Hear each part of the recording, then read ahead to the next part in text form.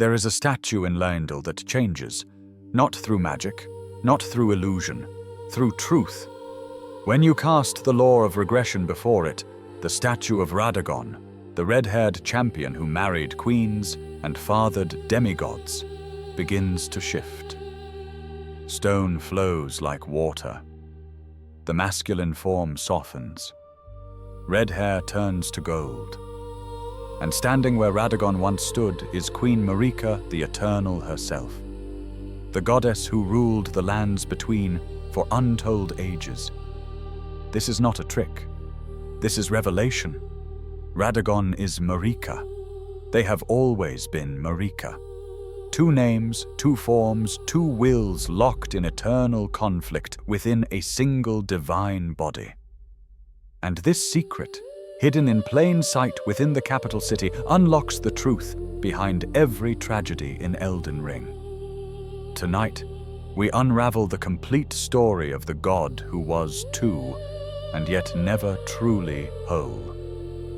This is the tale of a survivor who became a goddess who became a tyrant, and a tyrant who chose to shatter her own world rather than continue the lie. This is the story of how trauma echoes across civilizations, how power corrupts even the divine, and how the greatest rebellion is the one waged against yourself.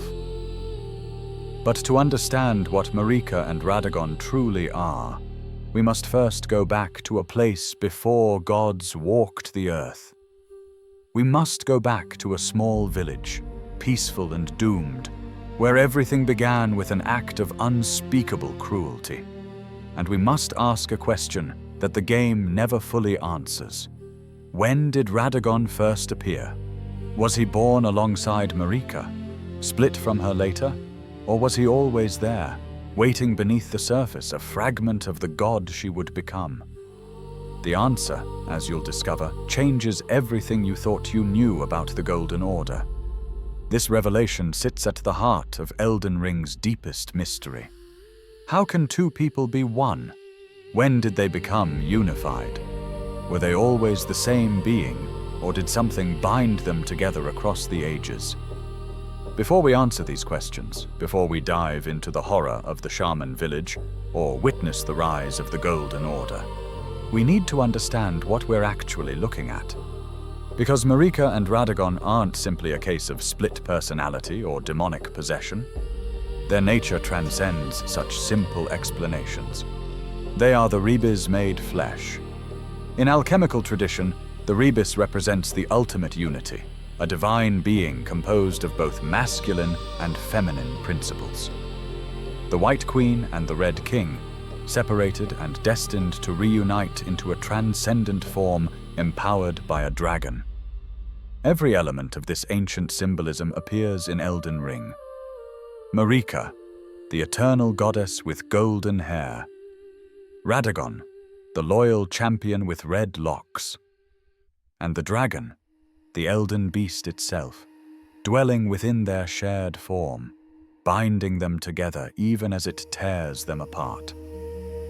But here's what makes their story so compelling and so tragic. Marika and Radagon possess separate consciousnesses, separate wills, separate desires that often violently conflict. When Marika shattered the Elden Ring in an act of desperate rebellion against the greater will, it was Radagon who immediately tried to repair it with the very same hammer she had used to break it. Two halves of one god, locked in civil war within a single body. The community has debated endlessly about the exact nature of this union. Some theories suggest they were always one being who somehow split into two. Others argue they started as separate entities, who merged through divine intervention or alchemical transformation. Based on what the game reveals, the truth appears to be more complex and more disturbing.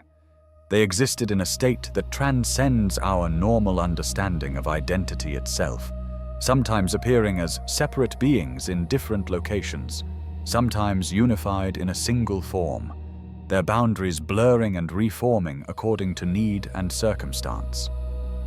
What we can verify beyond speculation is this. By the time the Tarnished enters the Erd Tree and confronts them in that final battle, Marika and Radagon are undeniably, irrevocably won. When the player burns the thorns blocking entry and steps into the chamber where Marika hangs imprisoned, her golden hair turns red as Radagon assumes control. He stands and fights with her hammer, defending the fragments of order he spent his existence protecting. And when Radagon falls, the Elden Beast erupts from within, revealing the truth that was always there beneath the flesh. They were never two people playing at being one. They were one being forced to pretend it was two. So let us begin at the beginning, in a place of green hills and gentle light, where a young woman from a persecuted people would witness atrocities that would shape the course of history. Let us walk the path from the Shaman Village to the throne of the world. Let us discover how Marika became a god, and how, in becoming a god, she became Radagon as well.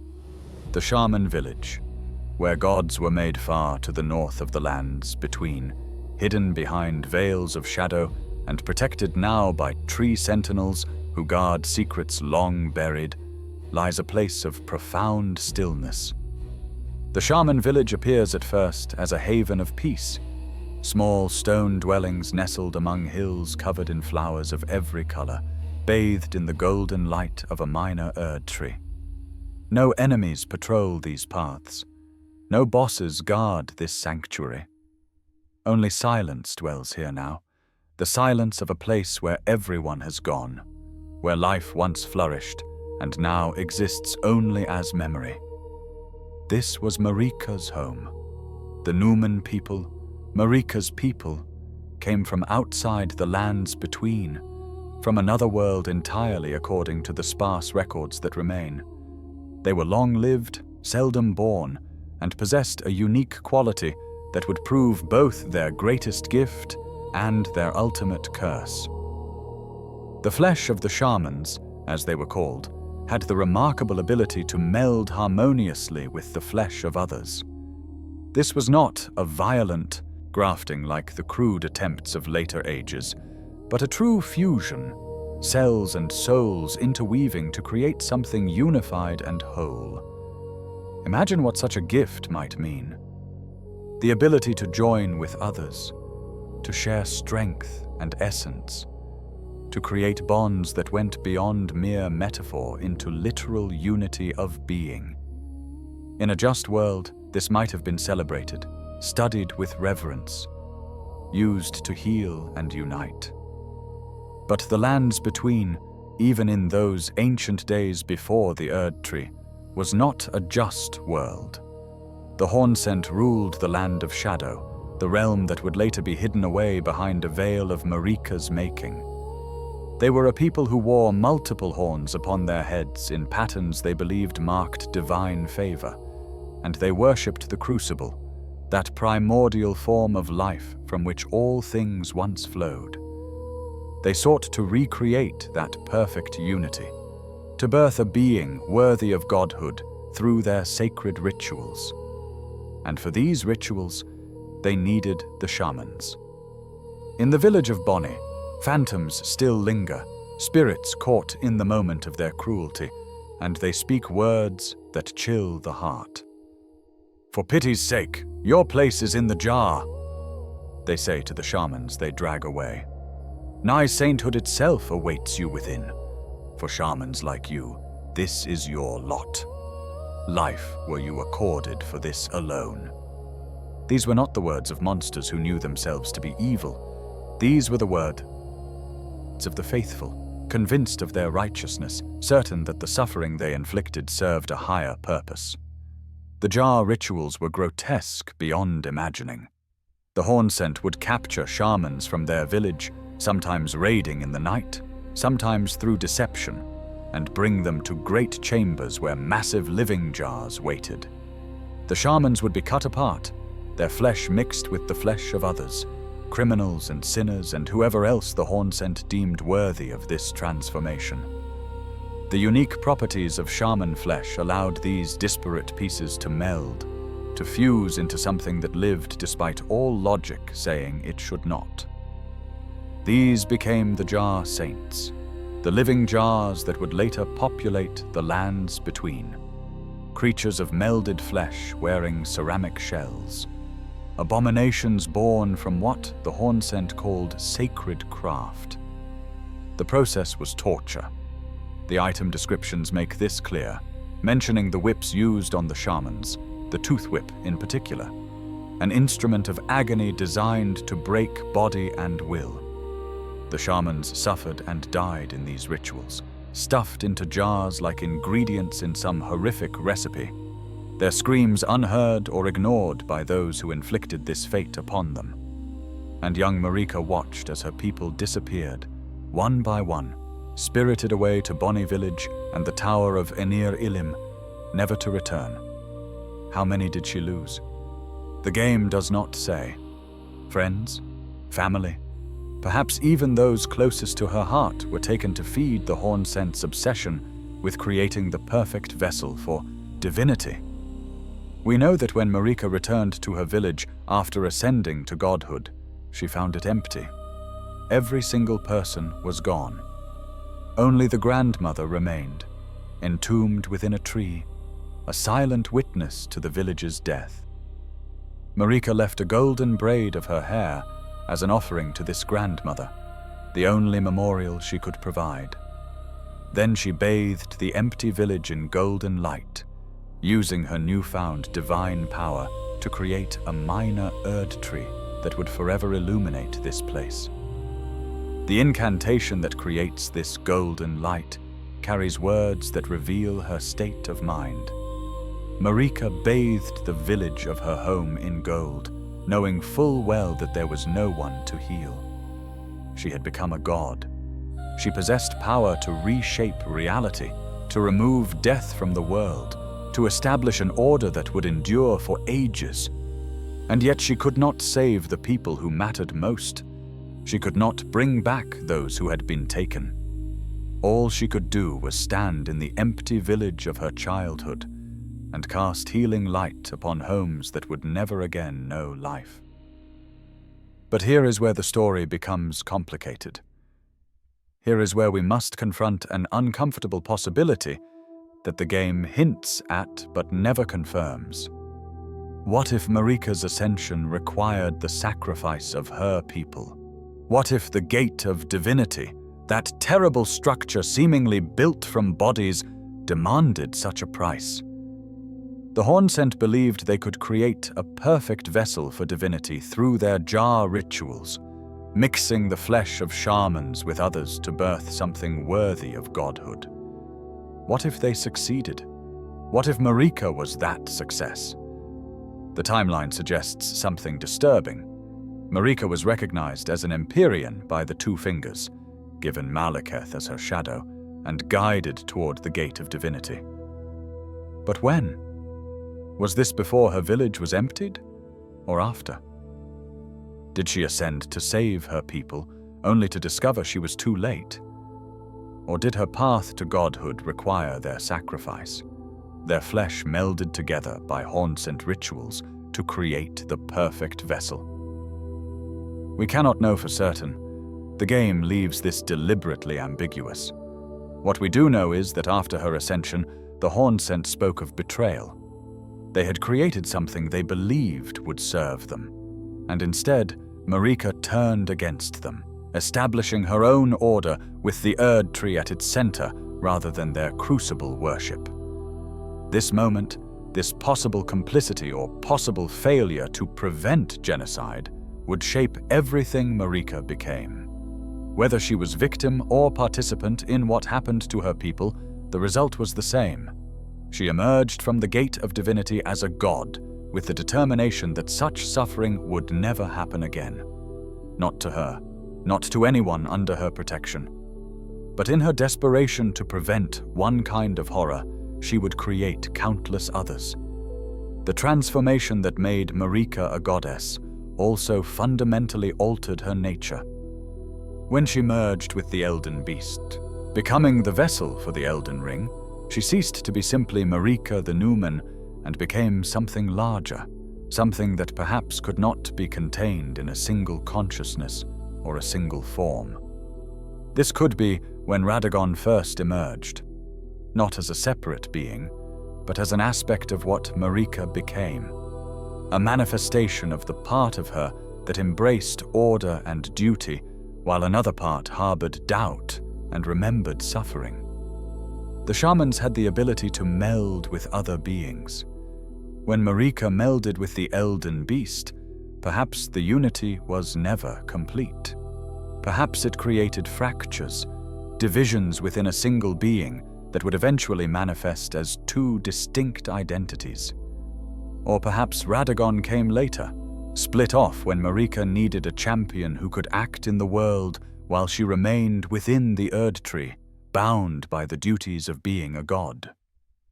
The truth remains shrouded in mystery, but one thing is certain. By the time Radagon led armies against Leonia, he existed as a force separate enough to marry, to father children, to make choices that appeared independent of Marika's will, yet remained fundamentally the same being.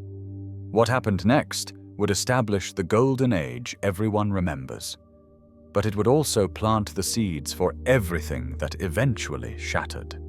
The Golden Age, Marika and Godfrey's reign. The warrior who would become the first Elden Lord was not born to greatness.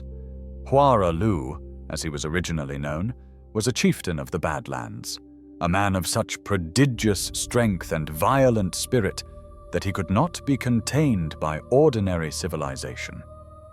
He fought with his bare hands, crushing skulls and breaking spines, a force of pure physical might, unconstrained by the refinements that would later define knightly conduct. But Marika saw potential in this savage strength. She approached Huara Lu with an offer that would change both their fates. She would make him her consort, her Elden Lord, and together they would forge an age of prosperity and conquest. In return, Huara Lu would need to temper his bloodlust, to transform from barbarian chieftain into something the world could recognize as lordly. Thus was born Godfrey, the first Elden Lord.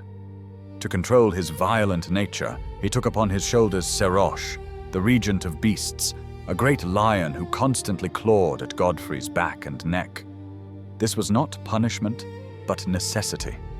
Serosh served to restrain the warrior's battle lust, to keep Huara Lu's savage nature chained so that Godfrey could function in the civilized world Marika was building. With the lion upon his shoulders, Godfrey could lead armies rather than simply slaughter his way through them. The partnership between Marika and Godfrey proved extraordinarily effective. Together they began the expansion that would establish the Golden Order across all the lands between. This was not a peaceful unification. The age of the Erdtree began with war, with opposition crushed beneath the boots of Godfrey's armies and the divine will of Marika herself. Their first great campaign was against the fire giants in the frigid northern mountains. These massive beings worshipped the fell god of flame, and their fire posed the only true threat to the Erdtree itself. Where golden light could not reach, where cold and flame held dominion, there the Erdtree could not take root. So Marika commanded, and Godfrey obeyed, leading his forces into the frozen peaks to wage a war of extermination. The giants fell before Godfrey's might. One by one, these towering beings were struck down until only a single survivor remained. This last giant Marika did not kill. Instead, she cursed him to eternal life, commanding him to tend the flame of ruin atop the mountain, to guard it so that it could never be used against the Erdtree, but also to ensure it never died completely. This act reveals the complicated nature of Marika's rule. She was not simply cruel, but strategic. The flame remained as a safeguard, a tool that might someday be needed, even if that need meant the death of her own order.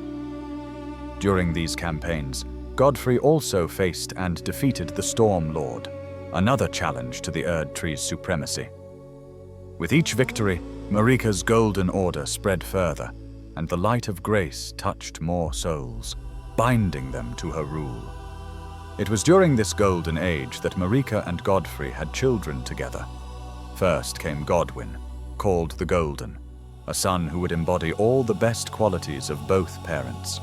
Godwyn was beautiful, noble, and powerful, beloved by all who knew him. He became the Golden Prince of Leyndell, the heir apparent to a throne that seemed eternal. But not all of Marika's children were born unblemished. She also bore twins, Morg and Morgott, and these sons carried a curse that revealed the lingering influence of the Crucible, that primordial state of life that Marika's order sought to leave behind. They were born as omens, their bodies covered with horns that marked them as touched by the very forces the Golden Order deemed heretical. Here we see one of the great contradictions of Marika's reign. The Hornsent had worn their horns with pride, seeing them as marks of divine favor. But Marika, who had suffered at their hands, who had watched her people fed into jars beneath the authority of horned priests, could not tolerate horns upon her own children. Yet rather than kill the twins outright, she had them imprisoned beneath Leyndell in the shunning grounds, kept alive but hidden from the world, shameful secrets buried beneath the golden capital. This treatment of her omen sons reveals the trauma that drove so many of Marika's decisions. She could not separate the horns of Morg and Morgott from the horns of the Hornsent who had destroyed her village. She could not see her children for what they were, only for what they reminded her of. And so they grew in darkness, unloved and unknown, while their brother Godwyn basked in the light above. The Golden Order that Marika established was built upon a foundation of trauma and the desire to never be powerless again. One of her first acts as a god was to remove the rune of death from the Elden Ring itself. She took this fragment of the ring, which governed the natural cycle of death and rebirth, and gave it to Malekith with explicit instructions. Seal it away, guard it absolutely, never let it be used. By removing death from the natural order, Marika created a world where those blessed by grace would be reborn through the Erd Tree rather than passing beyond the world entirely. Souls would flow through the tree's roots, merge with its essence, and emerge again in new forms. This was presented as a blessing, as eternal life granted to those who followed the Golden Order. But it was also control. A population that cannot truly die, cannot truly escape. They remain forever within the system, forever subject to the God who determines whether they receive grace or lose it. The Gloam-eyed Queen challenged this order. This mysterious Empyrean, another being chosen by the Two Fingers as a potential vessel for the Elden Ring, somehow gained control of the Rune of Death. She led the Godskin Apostles, and together they wielded the power of destined death through black flames that could kill gods themselves. They became god hunters, challenging the very concept of divine immortality that Marika had established. Marika could not allow this threat to continue. She commanded Malekith to hunt down the Gloam-eyed Queen and her followers. The great beast obeyed, and in a conflict whose details are lost to time, he defeated the Gloam-eyed Queen and claimed the Rune of Death for his mistress. He bound it within his blade, the Black Blade, where it would remain sealed for ages to come. With this victory, Marika's vision of immortality under the Golden Order was complete. Death existed only at her discretion, wielded only by her most loyal servant. The cycle she had created was unbreakable, or so she believed. Godfrey continued to serve as her Elden Lord, leading campaigns against any who opposed the Golden Order. He and his warriors became legendary, their deeds celebrated throughout the lands between. But with each victory, something subtle changed in Godfrey. His eyes, once blazing with the fire of battle, began to dim. The thrill of combat faded as worthy opponents became increasingly scarce. When Godfrey struck down his final worthy foe, when no one remained who could challenge him in battle, something within him died. Not his body, for he was protected by Marika's grace, but his spirit began to fade. The warrior who had lived for the joy of combat found himself in a world where combat held no more meaning. Marika saw this change in her consort. Perhaps she mourned it. Perhaps she saw opportunity in it. What she did next shaped the entire future of the lands between and set in motion events that would eventually lead to her own imprisonment. She stripped the grace from Godfrey and all his warriors, turning them into the first tarnished. They lost the golden light in their eyes, the blessing that had sustained them and given them purpose.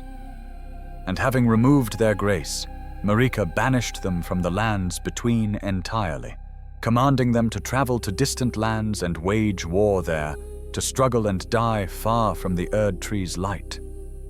But before they departed, Marika made them a promise. "Then, after thy death," she said, "I will give back what I once claimed. Return to the lands between, wage war, and brandish the Elden Ring. Grow strong in the face of death." This was not cruelty for its own sake, though it certainly was cruel.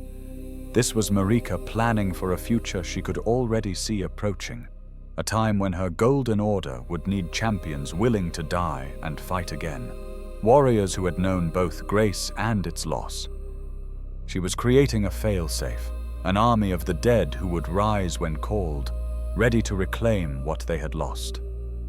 With Godfrey banished and the tarnished scattered across distant lands, Marika needed a new Elden Lord. And here, the timeline reveals something that changes everything we thought we understood. Because Radagon was already active during Godfrey's reign. The item descriptions and NPC dialogue make this clear. Radagon led the Golden Host against Liurnia during the Liurnian Wars, which occurred while Godfrey was still Elden Lord. This means that for a significant period, both Godfrey and Radagon existed simultaneously, one as Marika's consort in Leyndell, the other as her champion waging war in distant lands. Think about what this reveals. Marika and Radagon were not merely one being taking different forms at different times. They existed as separate physical presences, operating independently, possibly occupying different locations at the same moment. Radagon could wage campaigns in Liurnia, while Marika ruled from the Erd Tree. He could marry Rennala and father children, while Marika remained wed to Godfrey. This suggests their unity was more complex than a simple split personality. Based on the evidence, we can infer that Marika possessed the ability to manifest Radagon as a distinct, autonomous entity, perhaps drawing on the shaman's unique gift for melding and splitting, combined with the transformative power of the Elden Ring itself. Radagon appears to have functioned with genuine independence, making his own choices, forming his own relationships, even developing his own loyalties that would eventually conflict with Marika's will. But he was still Marika, always Marika. Just as a hand is still part of the body, even when it acts independently, even when it sometimes works against the other hand. The red-haired champion who would become Radagon first rose to prominence during the Liurnian Wars. He arrived at the head of a golden host, radiant and terrible, bringing Marika's vision of the Golden Order to the lands of moon and sorcery. This was a Tsatsa, realm ruled by Queen Rennala of the Carrion royal family, where glintstone sorcerers studied the stars and wielded magic drawn from the cosmos itself. Radagon's war and the marriage to Rennala Liurnia of the Lakes spread across the landscape like a great inland sea, studded with islands of stone and sorcery. This was the domain of the Academy of Raya Lucaria, where glintstone sorcerers studied the stars and wielded magic that drew power from the cosmos itself. and ruling over this realm was Queen Rennala of the Carian royal family, whose mastery of lunar sorcery was unmatched in all the lands between. When Marika's golden host arrived in Leonia, led by a red-haired champion named Radagon, they expected the same result they had achieved in every other land: surrender or destruction. But Rennala and her Carian knights proved to be different opponents entirely. Where brute force and divine blessing had crushed the giants and other enemies, here they met magic that could manipulate gravity itself. Warriors who fought from horseback wielding both blade and spell, and a queen whose connection to the full moon gave her power that rivaled even Marika's own. The First Leonian War ended in stalemate, something that had never happened to Marika's forces before. Radagon's armies could not breach Raya Lucaraya's defenses, and Rennala's forces, while effective in defense, lacked the numbers to drive the Golden Host from Leonia entirely. Both sides withdrew to regroup, and in that space between conflicts, something unexpected happened. Radagon began to study the very magic he had come to suppress. He learned sorcery from the Carian royal family, absorbing the principles of glintstone magic and lunar power. When the Second War began, he approached it differently. At the Church of Vows, a place sacred to both sides, Radagon performed a ritual using celestial dew, seeking absolution for his previous aggressions and offering reconciliation. Rennala accepted this offer, and what began as war transformed into courtship. The red-haired champion of the Golden Order and the silver-haired queen of the Carians fell in love, their union representing a merger not just of two people, but of two philosophies: the golden faith of the Erd Tree and the cosmic mysteries of the stars. They married, and from their union came 3 children who would shape the future of the lands between in profound ways. First came Praetor Rykard, who would become a powerful warrior before eventually embracing blasphemy and feeding himself to a god-devouring serpent. Then came Star-Scourge Radahn, who would grow to become one of the mightiest demigods, a warrior of such strength that he learned gravity magic specifically so his beloved horse, Leonard, could continue to carry him even as he grew to titanic size. And finally, there was Rani, the lunar princess, who would be recognized by the Two Fingers as an Empyrean, a potential successor to Marika herself. For a time, there was peace. Radagon studied in the academy, developing incantations that merged the principles of sorcery with the faith of the Golden Order. The statue of Radagon that stands in Raya Lucaria shows him holding his hammer aloft, but during this period, he also wielded a staff, bridging the gap between the warrior and the scholar. Rennala, for her part, seemed genuinely happy. The descriptions of this time speak of her joy, her love for Radagon, and the completeness she felt in their union. But this peace could not last, because Radagon was not, and had never been, truly independent. He was Marika, or part of Marika, or another aspect of the same being that was Marika, and Marika had purposes that went beyond the happiness of a marriage in Leonia. When Godfrey was banished, and Marika needed a new Elden Lord, she called Radagon back to Leyndell. The call was not a request. It was a command, or perhaps more accurately, it was the reassertion of the fundamental unity that had always existed between them. Radagon could no more refuse this call than one's right hand could refuse to be lifted when the mind wills it. Radagon left Rennala without adequate explanation.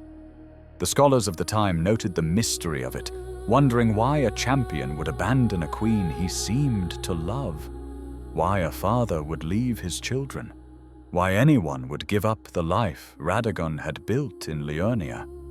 But they did not know, could not know, that Radagon had no true choice in the matter. When Marika called, Radagon came, because they were and always had been the same entity. As a parting gift, Radagon left Rennala with an amber egg containing a great rune, the Rune of the Unborn. This artifact allowed its bearer to manipulate rebirth itself, granting the power to reshape one's very nature. Whether this was meant as consolation, apology, or something more pragmatic, we cannot say. What we do know is that Rennala treasured this egg beyond all reason, holding it close even as her mind began to fragment from the pain of abandonment. The Academy of Raya Lucaria, seeing their queen diminished, eventually rebelled. Rennala was deposed and imprisoned within the Grand Library, surrounded by her students who had been transformed into something between children and servitors. She sat in her chamber, cradling the amber egg, using its power to continuously birth sweetings, childlike creatures that lived briefly before dissolving back into nothingness, a cycle of false birth that mimicked the life she had lost. Meanwhile, Radagon returned to Leyndell and assumed the role of Elden Lord, becoming the second to hold that title. Publicly, this appeared to be Queen Marika taking a new consort, choosing the hero who had brought Liurnia into the fold of the Golden Order. The secret that Radagon and Marika were the same being remained hidden, known perhaps only to a few, concealed even from their own children. The sculptor commissioned to create Radagon's statue in Leyndell discovered the truth through his work, finding that the statue's true form was Marika rather than Radagon. He concealed this secret within the statue itself, hiding it behind an incantation that would strip away all illusions. Did Marika allow this hint to remain, or did she not notice the sculptor's small rebellion? Either way, the truth was there for any who knew how to look. As Elden Lord, Radagon set about trying to perfect the Golden Order through study and revision. He developed numerous incantations, refining the principles of the faith he represented. His loyalty to the Order was absolute, unwavering even when it meant acting against his own interests or those of his family. And then Marika, or perhaps both Marika and Radagon together, had two more children. Twins, like Morg and Morgoth before them, but these twins would be different in ways that revealed the fundamental problem with a god reproducing with itself. Miquella and Malenia were born of a single god, the children of Marika and Radagon's union, which meant they were children of one parent rather than two. The item descriptions make this clear. Miquella and Malenia are both the children of a single god. As such, they are both Empyreans, but suffered afflictions from birth. Miquella was cursed with eternal childhood, his body frozen in youth even as his mind continued to grow and mature. He became wise, brilliant, and compassionate, developing incantations and artifacts of incredible power, but he would never physically age beyond the appearance of a young boy. This curse was apparently unbreakable, resistant even to the formidable intellect Miquella possessed. Malenia suffered an even more terrible fate. She was chosen by the outer god of rot to be its vessel, infected from birth with the scarlet rot, an incurable disease that slowly consumed her body. By the time she reached adulthood, the rot had claimed her eyes and several of her limbs. Miquella crafted prosthetics for her from unalloyed gold, a substance he developed specifically to resist the influence of outer gods, and created a needle that could temporarily suppress the rot's influence, but nothing could cure her completely. Both twins were recognized as Empyreans by the Two Fingers, potential successors to Marika herself.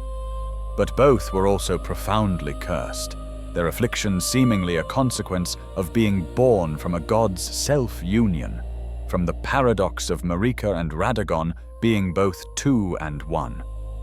Radagon attempted to help his cursed children.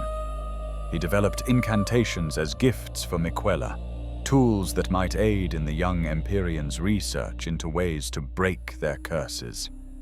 But fundamentalist sorcery, the marriage of faith and reason that Radagon championed, proved unable to address the afflictions that plagued the twins.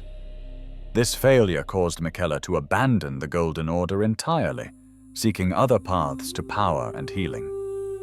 The family Radagon had with Rennala, his other children Radan, Rekard, and Rani, were also elevated to demigod status by virtue of Radagon becoming Elden Lord, though as stepchildren to Marika, their relationship to the throne was more complicated.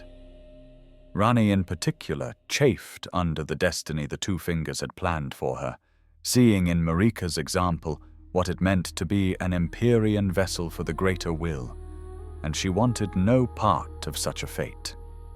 During this period, Marika also had another son, whose existence would remain hidden even more thoroughly than the Omen twins, Messmer the Impaler. Born with red hair like Radagon and cursed with an abyssal serpent sealed within his body, Messmer was sent on a crusade into the land of shadow to exterminate the Hornsent, to burn their civilization to ash in revenge for what they had done to the shamans. Messmer obeyed, leading his armies in a campaign of systematic destruction. The land of shadow burned. Villages were reduced to charcoal. The Hornsent were hunted to near extinction, but Marika never recalled her son, never told him the crusade was complete. He remained in that shadowed realm, waging endless war, while Marika veiled the entire land behind a curtain that hid it from the lands between, erasing the evidence of both her past and her vengeance. This was the height of Marika's reign, when the Golden Order seemed eternal and unshakable. The Erd Tree stood tall, its light touching every corner of the lands between. Death was sealed away. Her enemies were defeated or hidden. Her children, for all their curses and complications, were powerful and generally loyal. And her other self, Radagon, served as her perfect Elden Lord, the embodiment of the order she had created. But cracks were forming in this golden facade, and those cracks would soon split wide enough to shatter everything. Doubt, division, and the breaking of the Golden Order. Time is strange for gods. Years pass differently when one is immortal, when the cycles of mortal life become distant and theoretical rather than lived experience. How long did Marika's golden age last? Decades? Centuries? The timelines in Elden Ring are deliberately vague, but certain things are clear. It was long enough for Marika to begin questioning everything she had built, and long enough for those questions to transform into action. We catch glimpses of this transformation through the words Marika spoke to her children and followers, words that Malenia, the mysterious maiden bound to the Tarnished, repeats in her travels. These echoes of Marika's voice paint a picture of a god slowly coming to doubt her own divine order. "Hear me, demigods," she proclaimed at one point. "My children beloved, make of thyselves that which ye desire. Be it a lord, be it a god. But should ye fail to become aught at all, ye will be forsaken, amounting only to sacrifices." This is not the voice of a benevolent creator blessing her children. This is the voice of someone who has internalized the cruelty she once suffered, who has transformed the logic of the Hornsent's jar rituals into divine mandate. Her children must prove their worth or be discarded, must achieve greatness or amount to nothing more than fuel for purposes beyond their understanding. But elsewhere, Marika's words reveal something different, a recognition that the Golden Order she created was fundamentally flawed. At the Church of Pilgrimage, she speaks of inquiry rather than blind faith. "Seek the Elden Ring, grow powerful, grow wise, and when you have become a truly accomplished Tarnished, brandish the Elden Ring for the Golden Order." Yet at the minor Erd Tree Church, her tone shifts toward something almost desperate. "I declare mine intent to search the depths of the Golden Order. Through understanding of the proper way, our faith, our grace is increased. Those blissful early days of blind belief are long past. Here we see the fundamental divide forming within Marika herself. Part of her, perhaps the part most identified with Radagon, still believed the Golden Order could be perfected through study and refinement. But another part, the part that had watched her people die and her children suffer curses, recognized that the system itself might be irredeemable. This internal conflict was not merely philosophical. Remember that Marika and Radagon, while separate in many ways, were also fundamentally one being. Their disagreement was a civil war within a single soul, and that war would eventually manifest in the physical world through their actions. Marika spoke directly to Radagon at least once, her words preserved for the tarnished to hear. "O Radagon, leal hound of the Golden Order, thou art yet to become me. Thou art yet to become a god. Let us be shattered, both, mine other self." These words are extraordinary in what they reveal. First, they confirm explicitly that Radagon is Marika's other self, removing any ambiguity about their shared nature. Second, they show Marika calling Radagon a leal hound, a faithful dog of the Golden Order, with the kind of contempt that comes from watching someone refuse to see truth, even when it destroys them. Third, and most importantly, they reveal that even at this point, Radagon had yet to become Marika, suggesting that their unification was not complete, that Radagon still existed with some degree of independence from Marika's consciousness and will. And finally, most ominously, let us be shattered, both. This was not merely prediction. This was intent. Marika was declaring her intention to destroy not just the Elden Ring, but herself, to break apart the very unity that had elevated her to godhood, and in doing so, to break Radagon as well. What drove Marika to this point? The simplest explanation is grief, the death of Godwyn during the Night of Black Knives, an event so traumatic that it drove the goddess to desperate action. But the evidence suggests something more complex, a plan long in the making, catalyzed but not caused by Godwyn's death. Consider the timeline. Marika banished Godfrey and created the Tarnished long before the Night of Black Knives, explicitly promising to recall them after they had died and grown strong in death. Why create a backup army unless you expected to need one?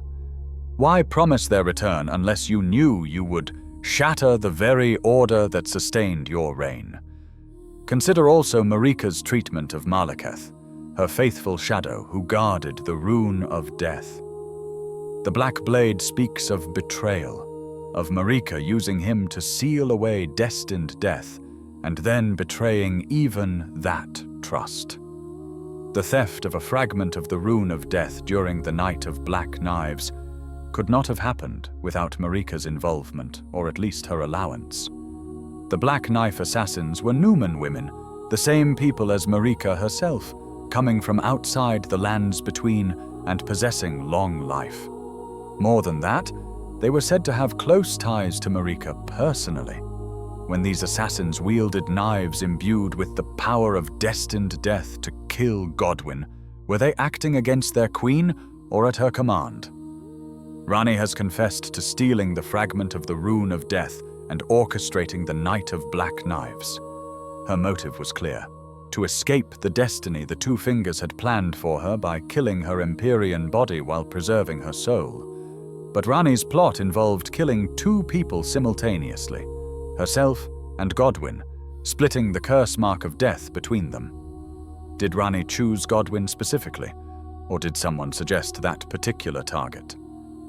The deeper you examine the Night of Black Knives, the less it looks like a plot carried out against Marika, and the more it looks like a plot carried out with her cooperation or even at her instigation.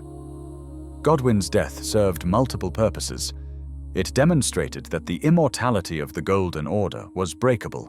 It gave Marika the appearance of a grieving mother whose actions could be explained by emotion rather than calculation, and it provided the catalyst for the shattering that would follow. And perhaps most importantly, Godwyn's death meant that one of Marika's beloved children, one of the strongest supports of her order, would be removed from the board before the chaos began.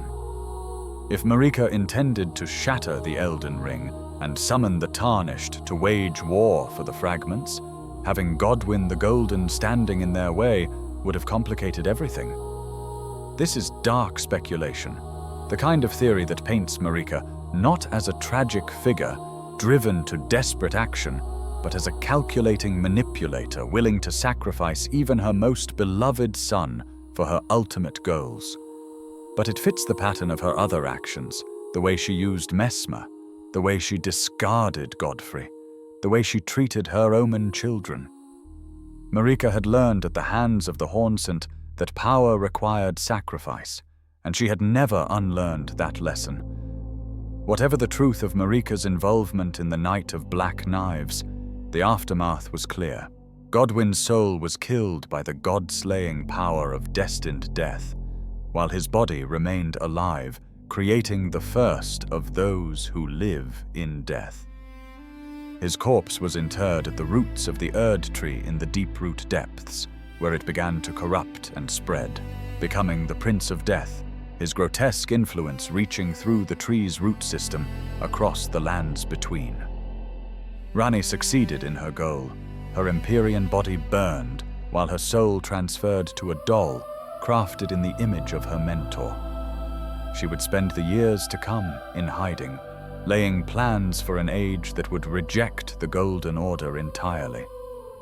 And Marika, whether driven by genuine grief or following a plan she had long prepared, took up her hammer and shattered the Elden Ring. The descriptions of this moment are brief but powerful. Queen Marika the Eternal used her hammer to shatter the Elden Ring.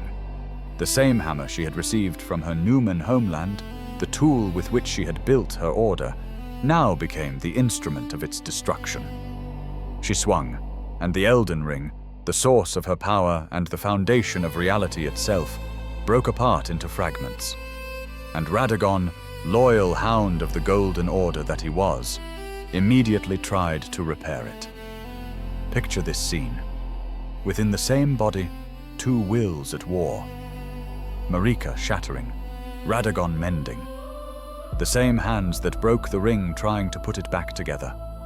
The hammer fracturing from the opposing forces being channeled through it, splinters of divine power embedding themselves in the weapon as it was used for both destruction and repair.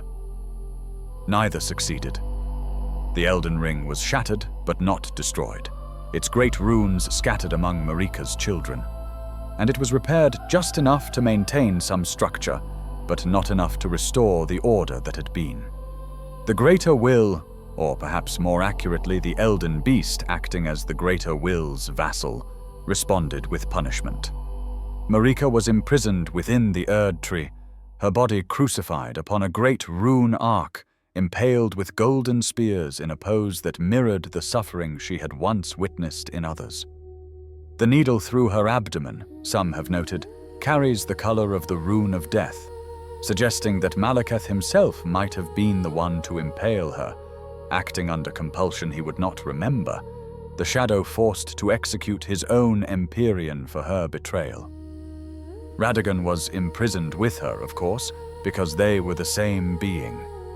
But where Marika hung in chains, broken and defeated, Radagon remained free enough to guard her, to defend the last remnants of the Elden Ring within their shared form. When the Tarnished finally reaches the Erd tree and encounters them, it is Radagon who stands to fight, transformed from the prone form of Marika into the male aspect, hammer raised to prevent any from claiming the power within.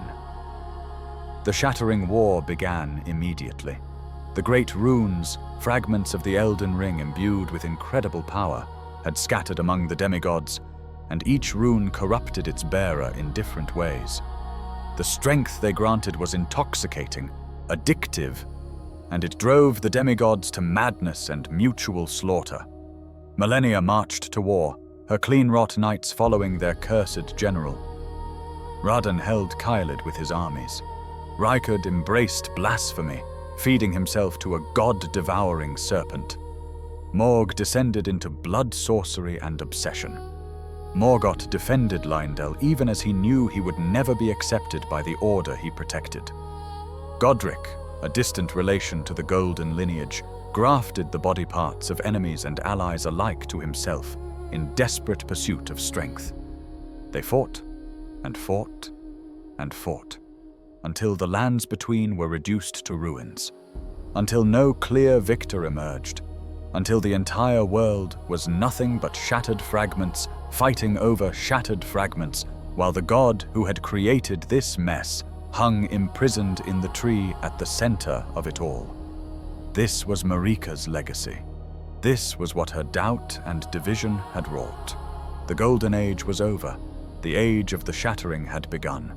And somewhere in distant lands, the Tarnished who had been banished long ago began to die, their grace returning to them in death, the call of the Erd Tree pulling them back toward the lands between to wage war once more. Everything Marika had built was broken. Everything she had planned was in motion. And within the Erd Tree, within the body that was both Marika and Radagon, the conflict between destruction and preservation continued, waiting for the moment when someone would finally reach them and force a resolution, one way or another. The truth revealed, understanding Marika and Radagon's unity. When the Tarnished finally enters the Erd Tree and stands before the imprisoned god, the full truth of Marika and Radagon's nature becomes impossible to deny. Marika hangs crucified on the great arc of golden light, her body broken and constrained. But as the Tarnished approaches, something shifts. The hair turns from gold to red. The form becomes more masculine, and Radagon stands free, wielding Marika's own hammer against the intruder who dares approach the Elden Ring. This transformation is not metaphor or illusion. It is the literal reality of their existence. Marika and Radagon occupy the same physical space, the same body, shifting between forms based on which consciousness is dominant in a given moment. When Radagon fights and is defeated, the body shifts back to Marika's form. When the Elden Beast emerges, it consumes Radagon's fallen form from within, using it as a weapon before discarding it. They are one. They have always been one. But what does that unity actually mean? The inspiration is clear. The alchemical rebis, a concept from Hermetic tradition and ancient alchemy, represents the perfect union of opposites. The rebis was described as a single being, divided into the Red King and the White Queen, masculine and feminine, principles that existed in opposition until they were reunited in a transcendent form. This reunion was said to be empowered by a dragon, and in the rebis imagery of historical texts, the unified being is often depicted with a dragon or serpent. In Elden Ring, that dragon is the Elden Beast. The living star sent by the Greater Will, the being that became the Elden Ring itself, dwells within Marika's body, and by extension within Radagon's, because they are the same vessel viewed from different aspects. The Elden Beast is what grants them godhood, what sustains their power, and what ultimately punishes them when they act against the Greater Will's design. But the rebis is more than just a metaphor for unity. It represents the completion of the great work, the alchemist's ultimate goal of transforming base matter into spiritual gold, of achieving perfection through the marriage of opposites. Marika and Radagon embody this principle not through choice, but through the very nature of their being. Some have theorized that Marika and Radagon were always one person who split into two. Others argue they were originally separate beings who merged. The evidence in the game supports a third interpretation. They have always been simultaneously both one and two, existing in a state that transcends normal understanding of identity and individuality. Consider Marika's words to Radagon. "Thou art yet to become me." This suggests a process, a gradual unification or recognition of their shared nature, rather than an instantaneous transformation. Early in their existence, perhaps Radagon had more independence, more separation from Marika's consciousness. Over time, as Radagon grew in power and understanding, the boundaries between them eroded until the fiction of their separateness became impossible to maintain. The game never explains exactly when or how Radagon came into being as a seemingly independent entity. We see him wage wars, marry Rennala, father children, all while Marika rules in Leyndell. Were there literally two bodies, one male and one female, both expressions of the same divine essence? Or was Radagon an aspect of Marika that could manifest at a distance, a projection of her power operating with semi-autonomy? The Numen's unique ability to meld with other beings offers a clue. When Marika became the vessel for the Elden Ring, when she merged with the Elden Beast, the transformation created something new. The Elden Ring contains multiple great runes, each representing a different principle or law that governs reality. Perhaps in containing these multiple aspects of order, Marika developed multiple aspects of self, with Radagon representing the most distinct and powerful of these divisions. Or perhaps the truth is simpler and stranger. Marika and Radagon are what happens when a being tries to be both creator and creation, both the one who rebels and the one who remains faithful, both the wounded child seeking revenge and the loyal servant maintaining order. They are cognitive dissonance made manifest, the internal argument between doubt and faith given form. What we can say with certainty is that their division was never complete. Even when Radagon lived in Liurnia with Rennala, even when they seemed to exist in separate places, they remained connected at some fundamental level. When Marika called Radagon back to Leyndell, he came because the call was not external, but internal, the reassertion of a unity that had been temporarily loosened, but never broken. Their children bear the marks of this strange duality. The twins Miquella and Malenia, born from Marika and Radagon's union after he became Elden Lord, are described as children of a single god, and their afflictions seem to stem from this unnatural origin. Yet Radagon's children with Rennala, born when he appeared to be a separate being, are also cursed in their own ways. Rykard's blasphemy, Radan's eventual madness, Ranni's desperate need to escape her fate. Perhaps there is something about Radagon's nature, about being an aspect of a god rather than a complete being, that curses those who are born from him. Or perhaps the curses are simpler, the natural consequence of power and divine attention. In a world where the outer gods compete for influence and the Golden Order's grip on reality was never as complete as Marika wished. The conflict between Marika and Radagon reveals itself most clearly in their final moments. Marika shattering the Elden Ring was an act of rebellion, of desperate defiance against the greater will that had used her as a vessel for its order. Radagon attempting to repair it was an act of loyalty, of devotion to the system he was designed to maintain. Both actions failed because neither could succeed independently. Marika could not fully destroy the Elden Ring because Radagon would not allow it. Radagon could not fully repair it because Marika would not allow it. They cancelled each other out, leaving the ring in its shattered state, broken but not destroyed, damaged but not beyond all restoration. This deadlock is what the Tarnished arrives to resolve. When the player defeats Radagon, they are not simply killing an enemy. They are settling an argument that has raged within a single being for uncounted years. And when the Elden Beast emerges, consuming Radagon's form to create a great sword, it is perhaps attempting to finally enforce unity, to end the division within its vessel by subsuming both Marika and Radagon into its own Gestalt form. The different endings of Elden Ring reflect different resolutions to this conflict. In most endings where the Tarnished mends the Elden Ring, Marika's head reunites with her body, the physical representation of the god restored, even if the being within remains complex and divided.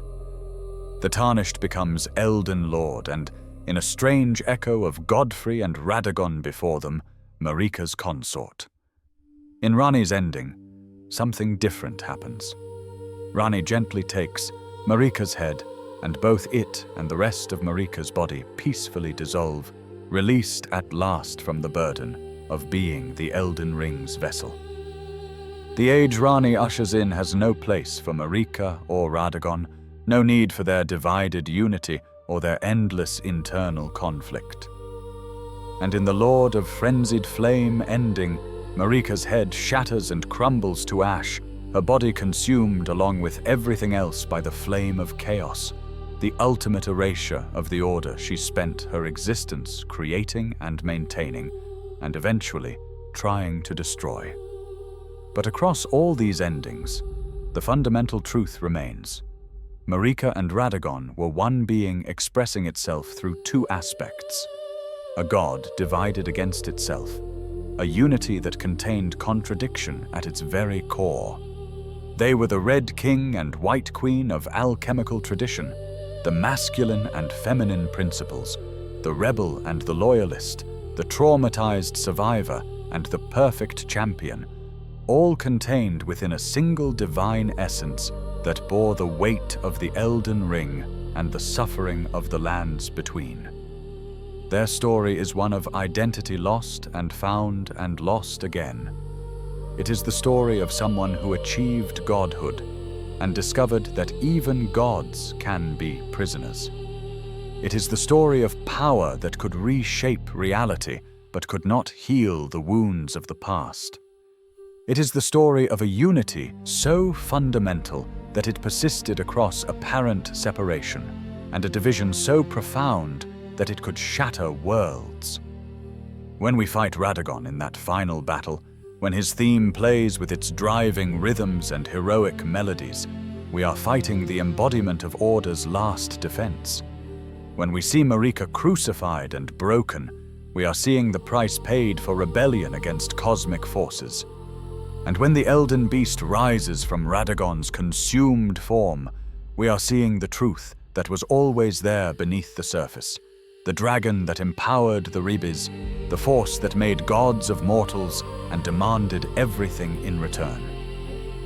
Marika and Radagon are the heart of Elden Ring's tragedy, and understanding their truth means understanding the game's deepest themes: the cost of power, the impossibility of escaping the past, the way trauma shapes not just individuals, but entire systems of belief and control, and the question of whether free will can exist when one's very nature is defined by forces beyond mortal comprehension.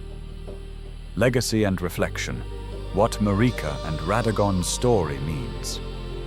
In the end, when the Tarnished stands victorious over the defeated forms of Radagon and the Elden Beast, when Marika's broken body lies before them, waiting for whatever fate the player chooses to impose, it is worth asking, what was the point of it all?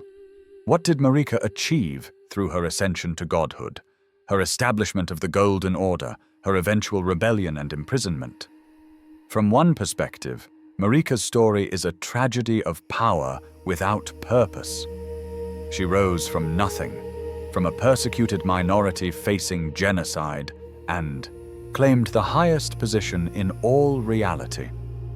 She became a god, establishing an age that would last for centuries, perhaps millennia. She removed death itself from the natural order, conquered every enemy that stood against her, and filled the world with golden light. But that same power could not save the people of her village. It could not prevent her children from being cursed. It could not create the perfect order she envisioned, one where the suffering she had endured would never happen to anyone again. In the end, the Golden Order she created merely substituted new forms of suffering for old ones, trading the Hornsent's jar rituals, for the suppression of omens, trading the uncertainty of death for the existential horror of those who live in death, trading one form of cosmic oppression for another. Marika's greatest achievement was also her greatest failure.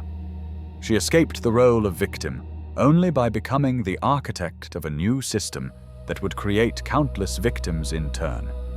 She rejected the cruelty of the Hornsent, but could not escape the logic of power that cruelty had taught her. She proved that gods could be made, but also that being a god meant being bound to forces even greater than oneself. The greater will, through the Elden Beast and the Two Fingers, wielded Marika as much as she wielded its power. When she tried to break free by shattering the Elden Ring, she discovered that even divine rebellion has limits, that the vessel cannot simply refuse to contain what has been placed within it. Radagon represents the part of Marika that could never fully rebel, the aspect that remained loyal to the system even as other parts recognized its fundamental flaws. His existence as a seemingly separate entity allowed Marika to act through him while maintaining plausible deniability, to wage wars in the name of the Golden Order while her doubts grew in Leyndell. And when those doubts finally manifested as action, Radagon became the internal opposition, the force that prevented Marika's rebellion from being complete. This divided nature might be seen as weakness, but it also represents a kind of honesty. Marika could not fully destroy what she had built, because part of her, the Radagon part, recognized value in order itself, even flawed order. Radagon could not maintain the system because the Marika part refused to ignore the suffering it caused. Their inability to resolve this conflict kept the lands between in a state of productive tension rather than allowing either total chaos or total stagnation. The Tarnished's arrival represents a third option, an external force not bound by the internal divisions that paralyzed Marika and Radagon. Depending on the choices made, the player can restore the old order, create a new order, or burn everything to ash. But none of these choices undo what Marika and Radagon were or what they became. Their story remains the foundation upon which all endings are built. What makes their tale particularly compelling is how it subverts traditional narratives of divine power. In many mythologies, gods are presented as unified beings with clear purposes and straightforward relationships to their followers. Even when gods have different aspects or manifestations, these are usually harmonious parts of a greater whole. Marika and Radagon are not harmonious. They are fundamentally at war with themselves, embodying contradictions that cannot be resolved through wisdom or power. They demonstrate that achieving godhood does not mean escaping human limitations like doubt, trauma, and internal conflict. If anything, divine power amplifies these struggles, giving them the weight to reshape reality. The alchemical symbolism of the rebis adds another layer to this interpretation. In alchemical philosophy, the union of opposites represents not just balance, but transcendence, the achievement of a state beyond normal mortal existence. But Elden Ring's version of this transcendence is deeply ambiguous. Has Marika achieved something beyond mortality by becoming the rebis with Radagon? Or has she merely trapped herself in a more complicated form of suffering? The game refuses to provide a simple answer. Marika is simultaneously victim and perpetrator, rebel and tyrant, goddess and prisoner. Radagon is simultaneously champion and pawn, husband and aspect, independent being and part of a greater whole. Their unity is both the source of their power and the cause of their downfall. For players trying to understand Elden Ring's story, Marika and Radagon serve as the key that unlocks much of the narrative. Their relationship explains why the demigods are the way they are, why the Shattering occurred, why the Lands Between exists in its current broken state. But more than that, They represent the game's central themes about power, identity, and the impossibility of escape from the systems we create. Marika thought she could build something better than what the Hornsent had created. She thought godhood would give her the power to prevent the suffering she had witnessed. Instead, she became part of a different system, one that used her just as thoroughly as the Hornsent had used her people. And in her desperation to break free, she shattered not just the Elden Ring, but the entire world. The tragedy is not that she failed to escape. The tragedy is that she succeeded in becoming exactly powerful enough to spread her trauma across an entire civilization, to weaponize her pain in ways that harmed countless others, while still remaining trapped herself. Radagon's tragedy is simpler, but no less profound.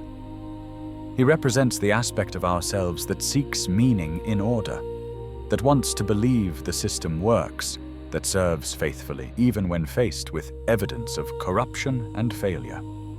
His loyalty to the Golden Order persists past the point of reason, past the point where even Marika herself has abandoned faith in it.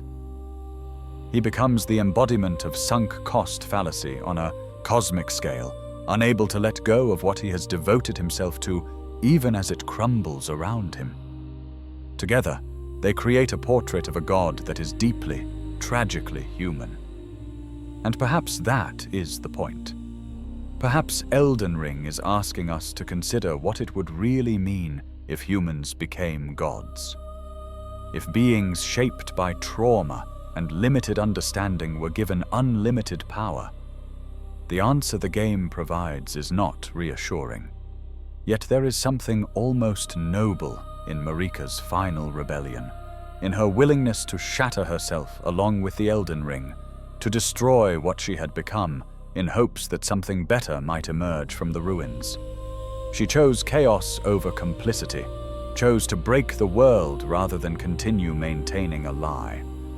Whether that choice was right or wrong, heroic or villainous, is left for each player to decide. The game provides no simple moral framework for judging Marika's actions.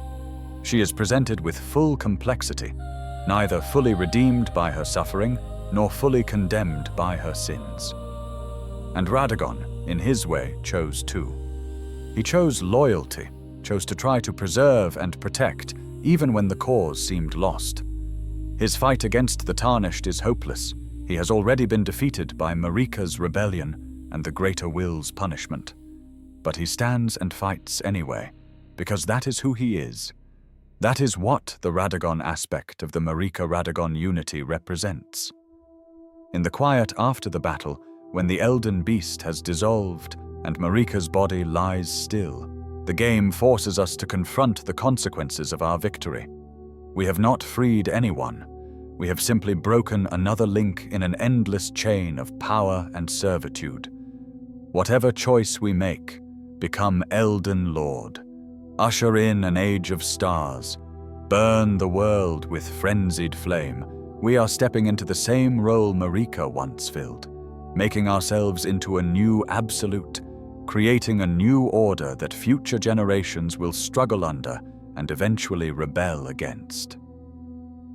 The cycle continues. Marika and Radagon's story is over, but the patterns they embodied, the conflicts they represented, the fundamental tensions between freedom and order, between trauma and healing, between power and limitation. These continue in whatever form the lands between takes next. Perhaps that is the final truth of Marika and Radagon. They are not unique. They are simply the most recent iteration of a pattern that has repeated throughout the history of the lands between and will repeat again. Gods rise and fall. Orders are established and shattered. Beings become vessels for forces beyond their control. And through it all, the essential questions remain unanswered. Can power ever be used justly? Can trauma ever truly heal? Can anyone, mortal or divine, ever be truly free? Marika and Radagon have no answers to these questions. They are only the latest beings to have asked them, struggled with them, and ultimately been broken by them. Their story ends with them divided and defeated, a god split against itself, awaiting whatever fate the Tarnished will impose. But in a way, their story never ends.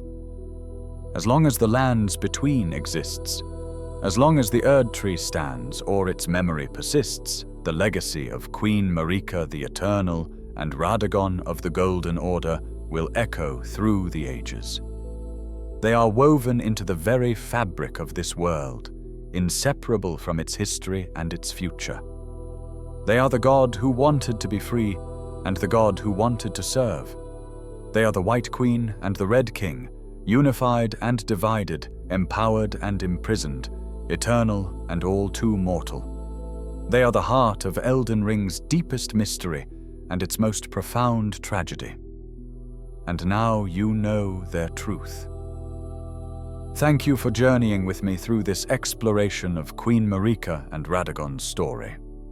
If you found this deep dive into Elden Ring's lore helpful for your rest, or simply enjoyed unraveling the mysteries of the lands between, please consider subscribing to the channel and leaving a like. There are many more stories waiting to be told, many more secrets waiting to be uncovered in the worlds of gaming. Sleep well, Tarnished. May your dreams be free of curses, and may you find the truth you seek in the shadows between waking and sleep.